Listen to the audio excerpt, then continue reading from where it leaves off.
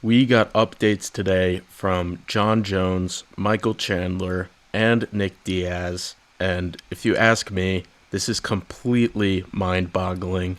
Good morning, good afternoon, good evening, and good night. This is MMA 365, the greatest UFC YouTube channel. So be sure to subscribe because Jon Jones is on his way to Albuquerque, New Mexico, and he's up to no good. And we need to stop him from getting into his car and getting to Albuquerque, New Mexico. The only way we can stop him is if you hit that subscribe button. Thank you. So, first of all, I want to talk about Michael Chandler, who said today that he thinks Max Holloway will win at UFC 326 in March, and then they will fight for the BMF title at the UFC White House in June. And this is delusional. Michael Chandler, he's, I believe, 14th in the lightweight rankings. He hasn't won a fight since Lord knows when. And he's issuing a call out to Max Holloway for the BMF belt. And Chandler puts on fun fights, but at this point, you need to accept reality, buddy. And if you ask me, a perfectly fine reality for Michael Chandler would be fighting, say, Chris Duncan, an exciting lightweight on a run. I feel like those two guys would put on a good show. But unless you win a fight and look dominating while doing so, which he hasn't done in years, then this call out is completely unreasonable. Michael Chandler, buddy, delusional. And again, if he goes out and fights between now and June and wins in completely dominating fashion, then so be it. But as of right now, he's in no place to be making a call out like this. If he wants it, go out and prove it. Benoit Saint-Denis proved it. I see this and I feel pity because we know Michael Chandler's best days are behind him. He had a great run in Bellator. He put up good fights against some of the UFC's finest. And surely he knows that as well. But in 2026, it's not looking good.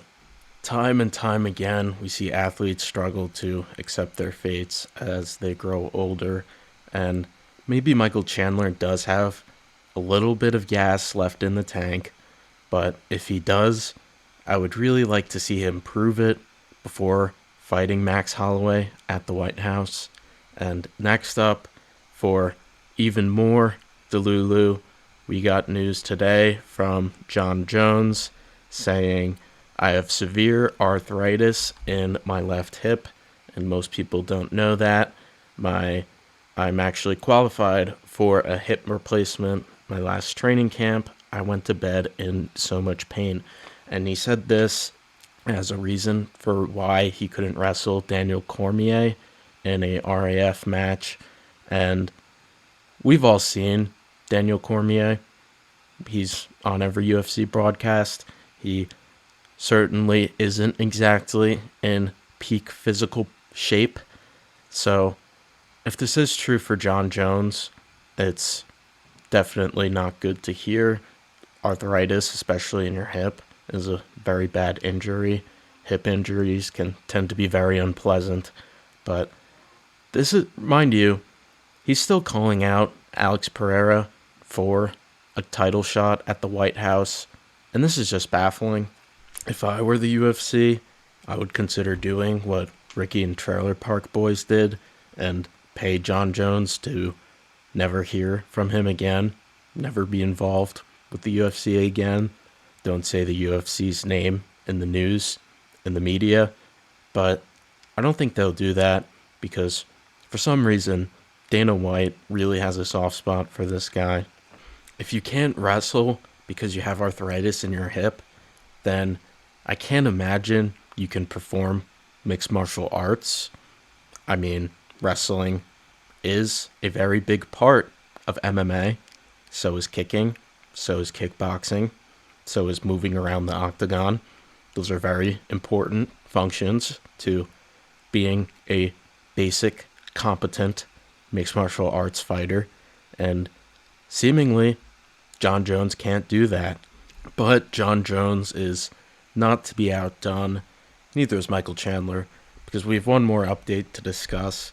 That coming from Nick Diaz, who said, "I see myself becoming world champion, and I think it's easy money. It's not like before. People are going to see a brand new me." This is coming after Nick Diaz has come out of rehab. He was in rehab for 12 months, and I hope Nick Diaz can be the world champion of sobriety. I really think it'd be good for him. He's struggled with drugs in the past, but I'm not sure what kind of world champion he could be talking about. If Nick Diaz can be a world champion in 2026, or at least see himself becoming world champion, then this should be good news for all of us, because every single one of you should be seeing yourself as becoming a world champion in whatever you do. I hope Nick Diaz is well. I hope he's happy.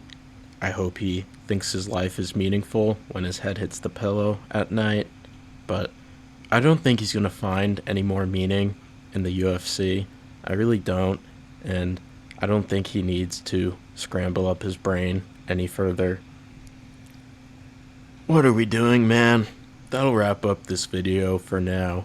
Be sure to subscribe, because we need to stop Jon Jones from getting to Albuquerque, New Mexico, and we need to thwart his plan of global domination. Thank you for watching.